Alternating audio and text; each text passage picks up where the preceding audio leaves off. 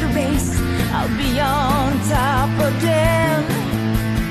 I'm not gonna let you take me down. It's gonna be the whole 9 yards or nothing.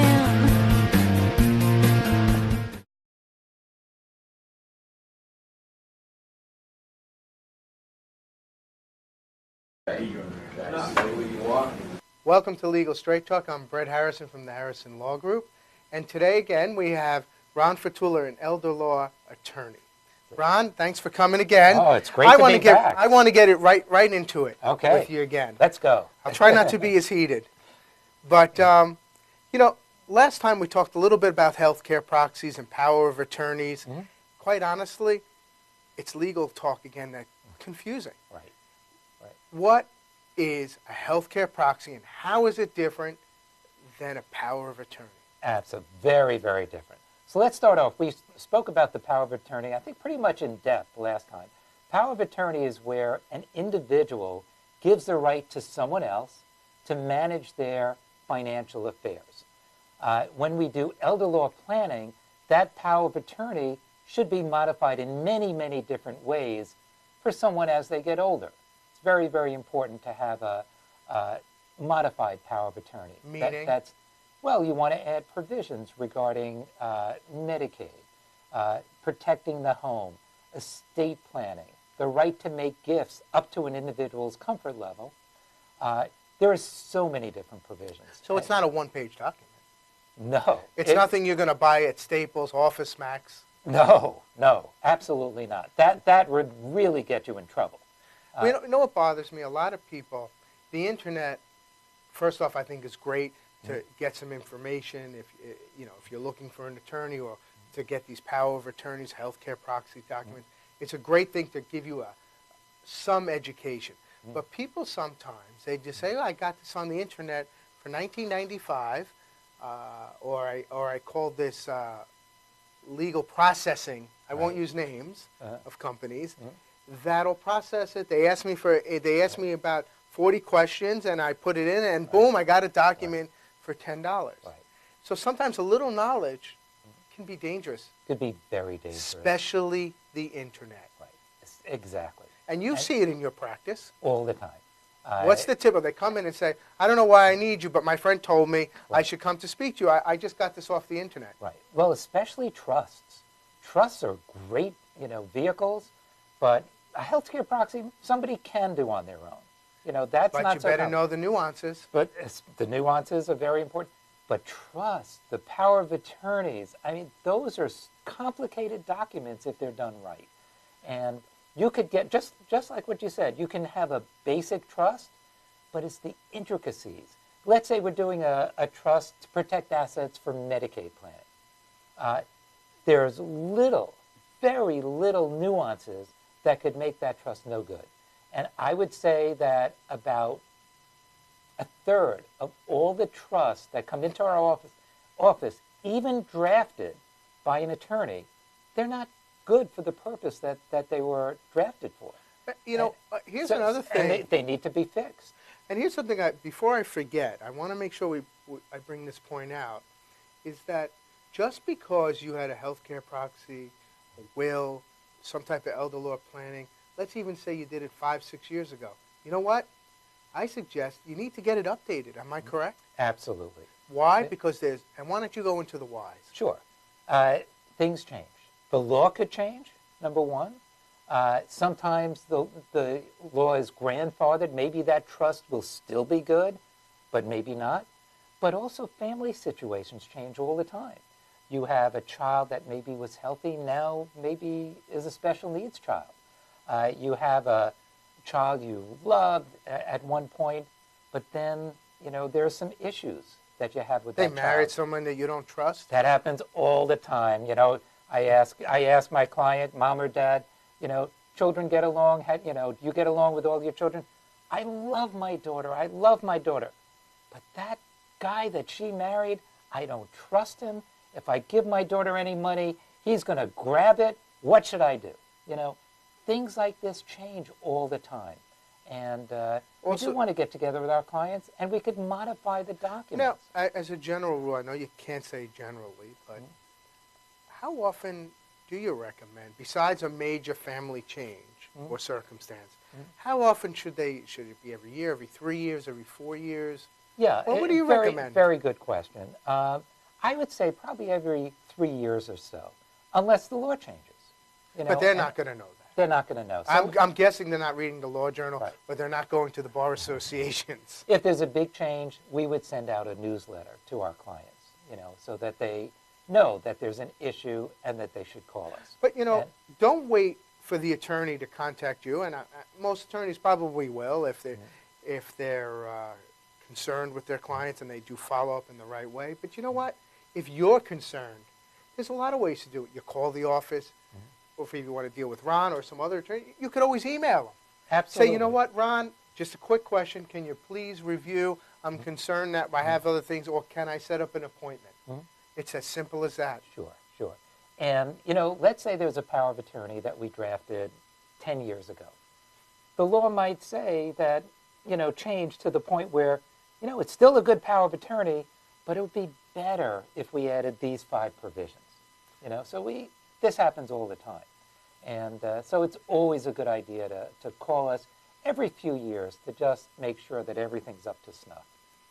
Now, here's the word that I hate this word. And everybody cringes when they hear it.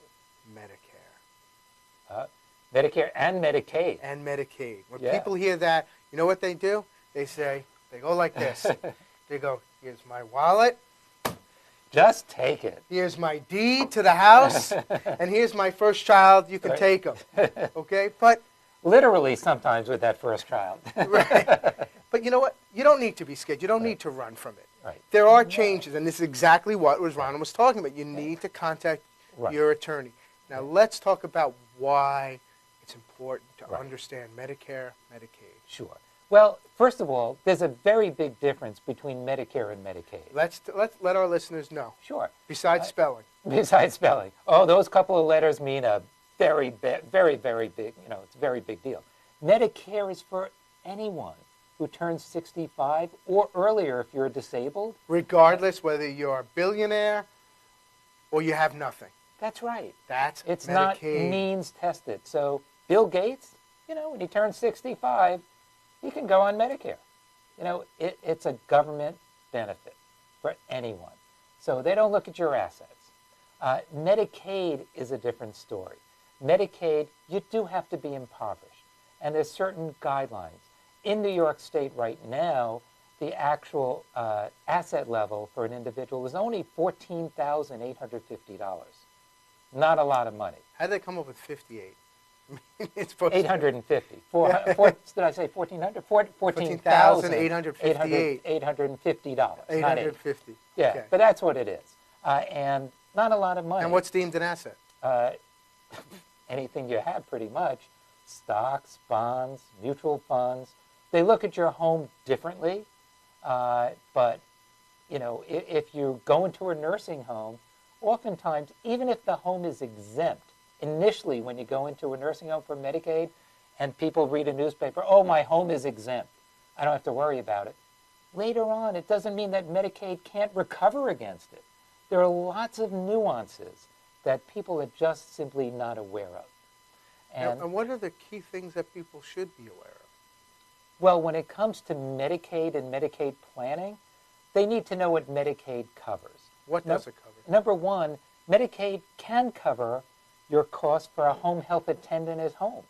Look, I don't know any client that, you know, calls me up and says, I want to go to a nursing home. I can't wait.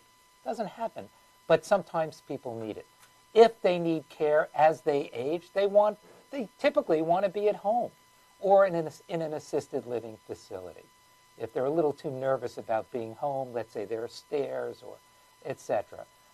Or they lost their spouse and they don't want to be home by themselves. It's Exactly. depressing. There's no communication. Exactly. People don't come over.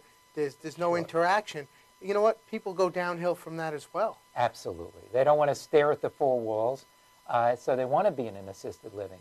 People should know that Medicaid will cover a home health attendant at home, and there are dedicated Medicaid assisted living facilities that are called ALP facilities, Which means? ALP facilities, assisted living program facilities through New York State. You know, one thing I see, and there's a lot of fear with children, is that when I have people from Medicaid coming in and assisting my parents or my father or my mother on a regular basis, you always read in the paper about theft or stuff like that. That's where the healthcare proxies, as well as the power of attorney, really might come into play. Well, very important, so that a child or whoever that trusted individual is can make financial decisions, if let's say mom or dad is now incapacitated, and medical decisions. Absolutely crucial. But to be quite honest, all of the Medicare, Medicaid workers are bonded, there's insurance, they're typically good. And just as you work with any home care agency, Some are good, some are bad. Some are good, and some just don't work out for whatever reason. And you call up the agency and say, look, you know, Mrs. Jones is not working out. Can you send us someone else? And maybe after a couple of times you have a match, and it works out. Because a lot of times you see children saying, I can't get over to see dad or mom every day. Right. I got to make sure they're eating. I got to make sure that the food in the fridge isn't stale. Right. And or even as simple, you know what you see a lot, especially with older people, is, you know what, they're putting in their medications for the 2 weeks. Oh, yeah. And you know what, when you're breaking those pills in eighths, and you know, with the pill cutters and so forth, you could put it in the wrong thing, and then, you know, they're taking the wrong medication. Right, and there are rules about that as well. You know, if the attendant can actually, put the pill in an individual's mouth, which typically they can't.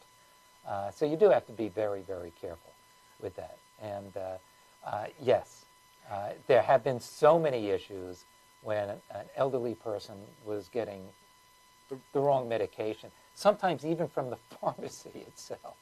You know, and something that just came to mind, when you said the importance of the Medicaid worker that's bonded, licensed, overseen, and the importance of license is that there's different regulations. Sure. A lot of times family members say, you know what, we have a friend, they're not Medicaid trained, but they're good people. Why don't we pay them $200 a week to go spend time with mom and dad? I'm not so sure that's always the smartest move. Would you agree? Brett, sometimes it works out beautifully, and sometimes it's an absolute disaster. So it depends. I've had one client, very lucky. Maybe I shouldn't say this on TV, but it was a doctor from another country who was still trying to get her citizenship papers in order, and this family hired this doctor to work as an attendant, and she was amazing because she had all of the skills as a doctor, and it was wonderful. On the other hand, we've seen some horror stories where there was jewelry that was stolen, the individual was not attentive at all, and the list just goes on and on. But what they're also not necessarily trained to do is know that they look for signs, that maybe they need other help, they need emergency things happening. Right, exactly. Who to call, how to do it, etc. So I think if you're going to get an aid, a Medicaid aid, the family should know what their responsibilities they can and can't do. It should be pretty clearly defined. And it is. It is clearly defined. And that's it's in writing for them to see? Yeah, absolutely. And, I do want your viewers to know there is a misconception out there that when Medicaid is involved in a home care setting, that there's a 5-year look back. There isn't. There is no 5-year look back when it comes to Medicaid home care. When we're talking about 5-year look back now, are you talking about regarding the person's assets? Correct. That Medicaid can look back 5 years or 60 months back to see if there were any fraudulent or transfers to avoid paying Medicaid.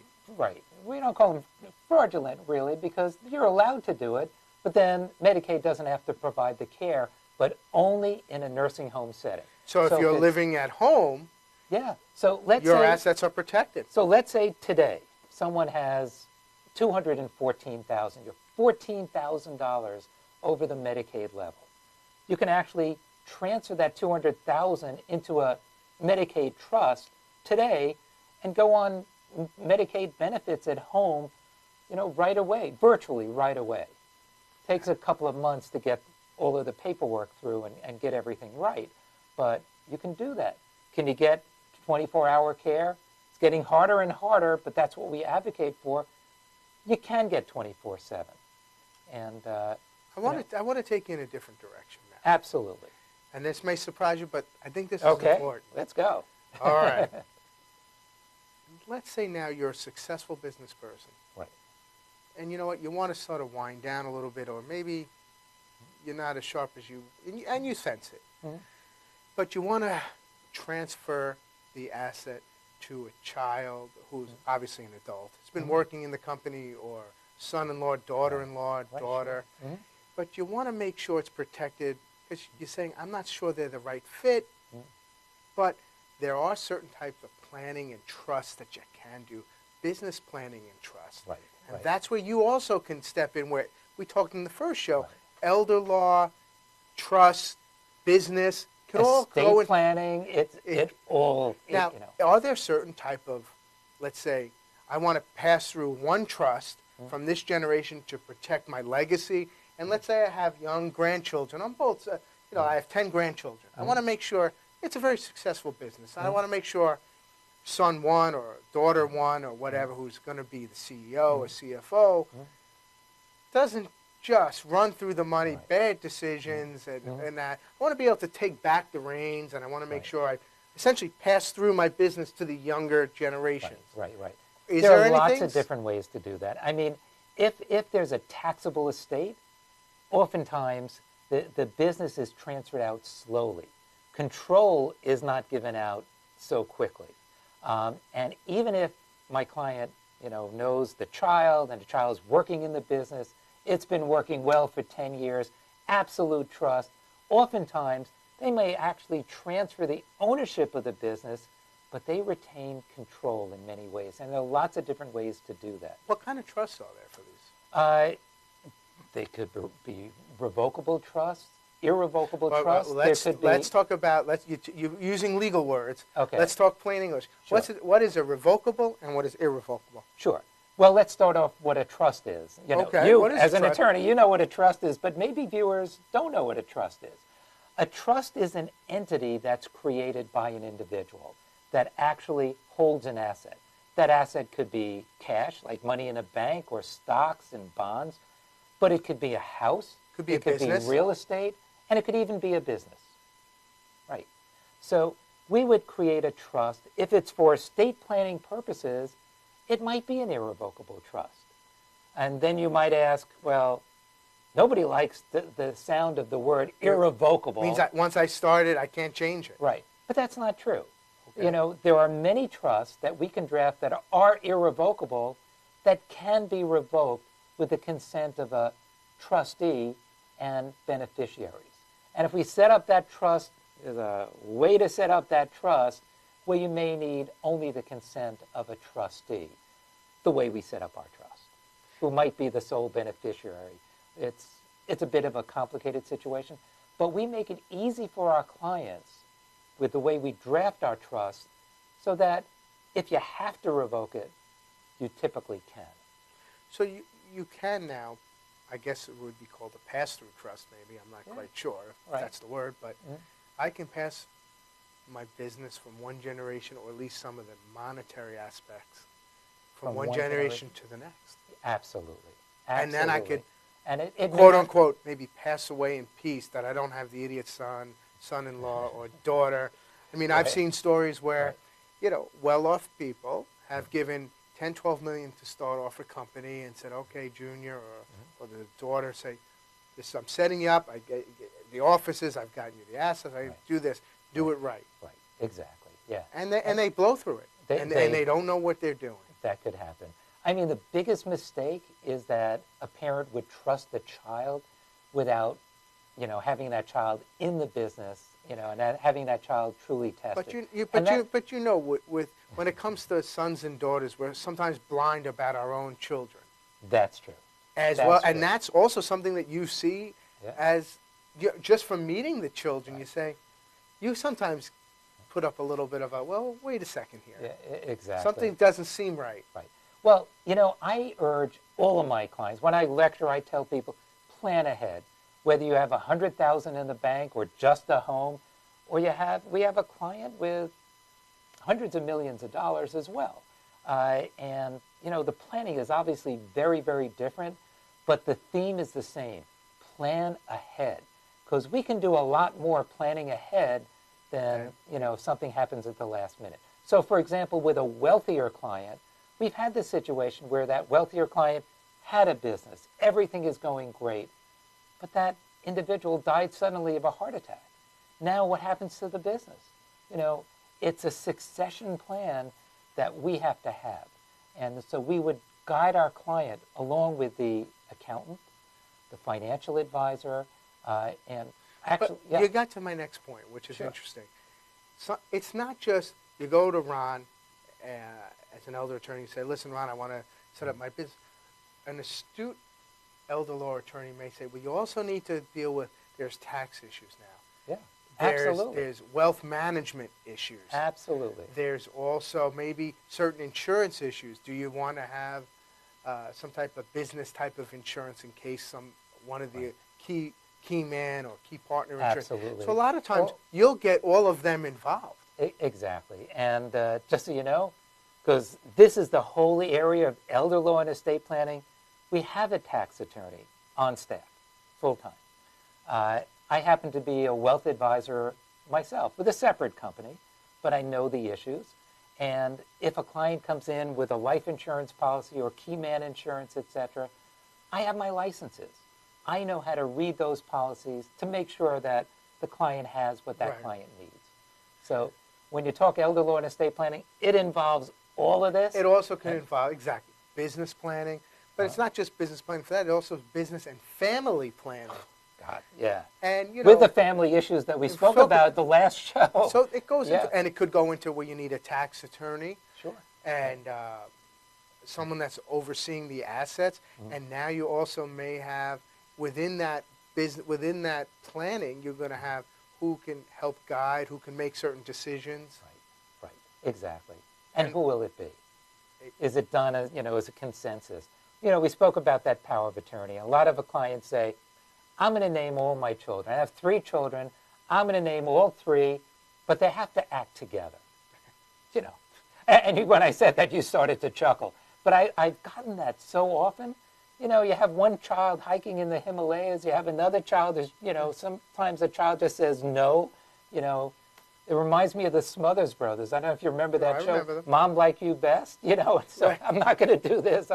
There's so many family situations that creep into the planning, and you got to be prepared. You have to. And you want to plan ahead. And if you have a business, have a good, solid succession plan in place And- with the accountant, with the financial advisor, with the estate planning attorney, and the tax attorney that we happen to have on staff. You know what? But- Yes, for these people that have successful businesses, they didn't become successful overnight. No. They've taken years upon years for most businesses to get to that level of success, that level of, we'll call it financial freedom. Right. For Right. them, for their families to provide. Right. The last thing you want to see is that disappear, because what happens? The tax man cometh. If you don't have any planning and they're fighting who gets the businesses, what's happening? Right. Taxes, all that can go to Uncle Sam Right. and all the lawyers, and the business could be worth nothing. Or if all there's- for the lack of plan. Or if there's an estate tax issue and you have to sell a business or sell a building to pay the estate taxes, we need to plan in advance. So I guess as a summary, people, don't be afraid to think. Don't be afraid to ask questions. Don't be afraid, and I do recommend, go on the internet, and you'll see it's pretty intricate, all the different issues. And you start to realize, you know what? There's sometimes you got to call the attorney, and yeah, you might have to pay, but it's about paying for an attorney that's quality, that understands the issues, and that makes your life easier down the road and in difficult, not only just monetary decisions, emotional, things that tug at your heart, your family. Do the right thing. Think about healthcare practice. Think about your needs, but also discuss it with a specialist like Ron or any other elder law attorney. Once again, this is the Legal Straight Talk. This is Ron Fatoullah. Ron, thanks Thank you again. so much, And Brad. I'm going to bring you back and harass you on other issues for our I staff. enjoyed it. Thank you. Thank you.